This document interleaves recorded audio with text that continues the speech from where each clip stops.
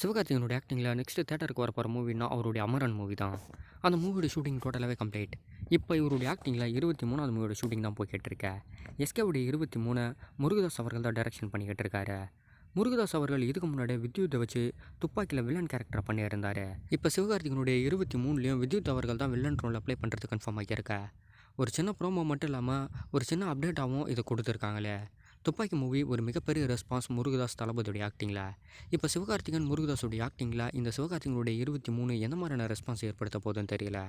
இதை தாண்டி இன்னொரு கேரக்டரும் இந்த மூவியில் ஆக்டிங் பண்ணுறது கன்ஃபார்ம் ஆகியிருக்கேன். சார்பட்டா பரம்பரையில் டான்சிங் ரோஸ் அப்படின்னு வந்த கேரக்டருக்கு ஹீரோ லெவலுக்கு பயங்கரமான ஒரு ஹைப் ஏற்பட்டிருந்தது. ஷபீர் அவர்கள் தான். ஷபீர் அவர்களும் எஸ்கேவுடைய 23ல் முக்கியமான ஒரு ரோலில் ப்ளே பண்ணுறது கன்ஃபார்ம் ஆகியிருக்கேன். ரொம்ப பிக்கஸ்ட்டாக மட்டும் இல்லாமல் 2025 சம்மரை பிளான் போட்டு இந்த மூவியை தயார் பண்ணிக்கிட்டு இருக்காங்க. சிவகார்த்திகேயனுடைய ஆக்டிங்கில் ரொம்ப பெரிய எக்ஸ்பெக்டேஷன்லையும் இந்த மூவி இருக்கு. சூர்யாவுடைய ஆக்டிங்கில் அவருடைய 42வது மூவி தயாராகிடுச்சு. அவருடைய 43வது மூவியோட அப்டேட்ஸ் இப்போ போய்கிட்டு இருக்கேன். இந்த மூவியை சுதா கங்கார் அவர்கள் தான் தயார் பண்ண போகிறாங்களே. புறநானூறு அப்படின்னு டைட்டில் வச்சா இந்த மூவியில் சூர்யா கூட துல்கர் சல்மான், நஸ்ரியான்னு சொல்லிட்டு நிறைய கேரக்டர் ப்ளே பண்ண போகிறாங்க.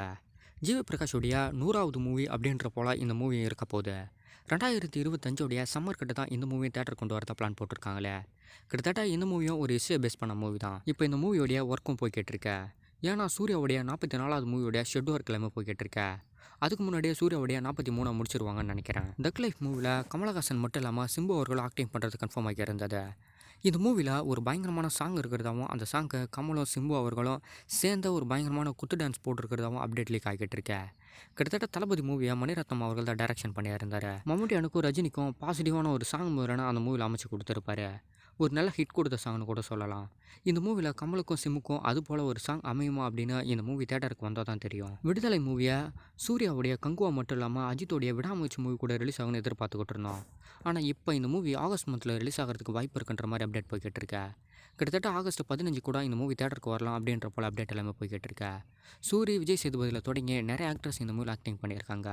வெற்றிமானுடைய டைரக்ஷன் அப்படின்றதுனால ஒரு பயங்கரமான வெயிட்டிங் இருக்கு. அது எந்த மாதிரி பூர்த்தி செய்ய போகிறாங்கன்னு தெரியல. இதனுடைய கன்ஃபார்ம் ரிலீஸ் டேட் ஒரு வேளை தீபாவளியா இல்லை ஆகஸ்டோட எண்டுக்குள்ளே ரிலீஸ் ஆகுமான வெயிட் பண்ணி தான் பார்க்கணுமே. பிரதீப் ரங்கனாவுடைய ஆக்டிங் மட்டும் இல்லாமல் டைரக்ஷனில் 2 மூவி ரிலீஸ் ஆகி ஒரு பெரிய ரெஸ்பான்ஸ். இப்போ டிராகன் அப்படின்னு டைட்டில் வச்சா ஒரு மூவியில் தான் ஆக்டிங் பண்ணிக்கிட்டு இருக்காரு. கிட்டத்தட்ட லவ் ஸ்டோரி கலந்த ஒரு காலேஜ் என்டர்டைன்மெண்ட் மூவியை தான் இந்த மூவி மேக் பண்ணிக்கிட்டு இருக்காங்களே.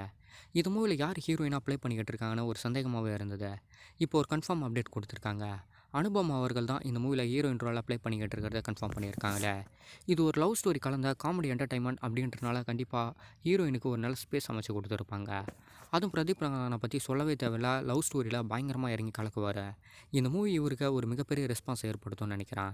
2024 எண்டுக்குள்ளே இந்த மூவியோட ஷூட்டிங் எல்லாமே கம்ப்ளீட் ஆகிடும். 2025 ஃபர்ஸ்ட் ஹாஃபில் இந்த மூவி நம்ம தேட்டர்லையும் பார்க்கலாம். ரவிதேஜாவுடைய 75வது மூவியோடைய பூஜை எல்லாமே கம்ப்ளீட் ஆகிடுச்சு.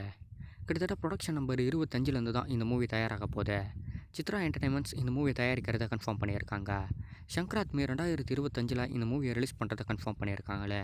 ரீசெண்டாக இந்த மூவியோட ஷூட்டிங்கை ஆரம்பிச்சிட்டாங்க. இதுக்கு முன்னாடியே தமக்கா அப்படின்னு ரவிதேஜாவையும் ஸ்ரீலீலாவையும் வச்சு ஒரு மூவியை மேக் பண்ணியிருந்தாங்க இந்த டீம். அதே டீம் தான் இப்போ ரவிதேஜாவுடைய 75வது மூவிலே ஜாயினிங் ஆகியிருக்காங்க. தமக்கா மூவி ஓரளவு நல்ல ரெஸ்பான்ஸை ஏற்படுத்தின மூவி. அதனால தான் இந்த காம்போ திரும்ப ரிட்டர்ன் ஆகியிருக்கா. ஸ்ரீலீலா செம்மையான ஒரு பர்ஃபார்மன்ஸாக அந்த மூவியில் கொடுத்துருப்பாங்க. அதுக்கப்புறம் நிறைய வாய்ப்புகள் அவங்களுக்கு ஏற்படுது. கண்டிப்பாக இந்த மூவிலையும் அதே லெவலுக்கு தான் ஒரு நல்ல பர்ஃபார்மன்ஸாக அவங்ககிட்ட எதிர்பார்க்கலாம்னு நினைக்கிறேன். சிவி குமாரோடைய டைரக்ஷனில் ஜிப்ரானோட மியூசிக்கில் குற்றவை அப்படின்னு சொல்லிட்டு ஒரு மூவி வெயிட்டிங்கில் இருக்கா. இந்த மூவிலேருந்து முக்கியமான ஒரு அனௌன்ஸ்மெண்ட்டை வர ஜூன் 12 கொடுக்குறதா சொல்லியிருக்காங்க. கொஞ்சம் ஹிஸ்டாரிக்கலை பேஸ் பண்ணி தான் இந்த மூவி மேக் பண்ணிக்கிட்டு இருக்காங்களே.